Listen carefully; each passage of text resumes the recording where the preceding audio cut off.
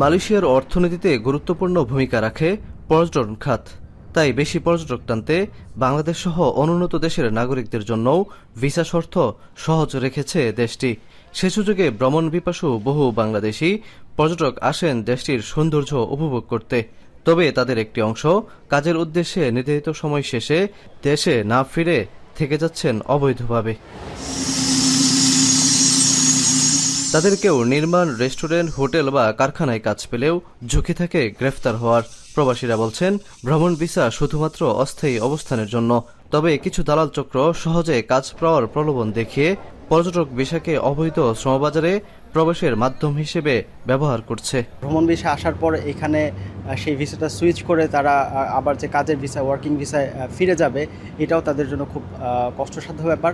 এজন্য সাধারণ ভ্রমণ পিপাসীরাও বিড়ম্বনার শিকার হচ্ছে। ট্যুরিস্ট ভিসায় মালয়েশিয়া এসে কাজ করা একদমই অ্যালাউ না, এবং যারা আসছেন তারা নিজেদেরকে ঝুঁকির মধ্যে ফেলে দিচ্ছেন। আপনারা যদি সোশ্যাল মিডিয়া, ফেসবুক খুলেন তাহলে দেখবেন প্রতিদিন বাংলাদেশি প্রবাসী যারা মালয়েশিয়া আছেন তারা ট্যুরিস্ট ভিসা এসে অবৈধ হয়ে 5 মাস, 6 মাস, 10 মাস জেল খেটে দেশে যাচ্ছেন। তাদের শারীরিক অবস্থা ভালো না। এক কথায় ট্যুরিস্ট ভিসায় মালয়েশিয়ায় এসে কাজ তো করাই যাবে না, এবং যারা আসছেন তারা নিজেদেরকে একটা অনিশ্চিত ঝুঁকির মধ্যে ফেলে দিচ্ছে।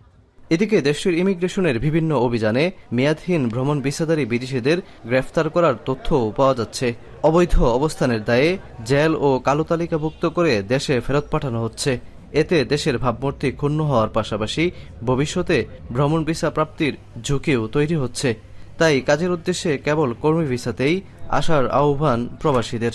মালয়েশিয়া গভর্নমেন্ট থেকে যদি যে ধরনের ওয়ার্কিং প্রসিডিউর চালু করে, আমরা কলিং হিসেবে জানি, সেই কলিং ভিসা চালু হওয়ার পরে গভর্নমেন্ট থেকে পারমিশন পাওয়ার পরে কমপ্লিট হচ্ছে আপনার গভর্নমেন্ট সরকারি প্রসিডিউরেই তাদেরকে কর্ম ভিসা আসার জন্য। এজন্য তাদের ধৈর্য ধরে অপেক্ষা করতে বলবো, এবং এতে তাদের জন্য মঙ্গল, সাধারণ ভ্রমণ পিপাসু তাদের জন্য মঙ্গল হবে। আর সেই সাথে বাংলাদেশের ভাবমূর্তিও আমার মনে হয় বিনষ্ট হবে না। বৈধ প্রক্রিয়া ছাড়া বিদেশে কাজের চেষ্টা না করে সচেতন হওয়া জরুরি।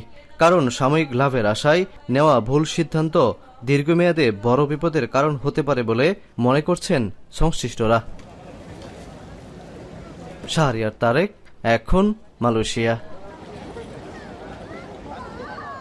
72 ঘন্টা ময়েশ্চার লক সমৃদ্ধ লিলি হুইপ শিয়া মিস্টিক গ্লোয়িং বডি ওয়াশ। শিয়া বাটারের গুডনেস স্কিন রিপেয়ার করে রাখে সফট ও গ্লোয়িং, ছড়িয়ে দেয় লং লাস্টিং ফ্রেগন্যান্স।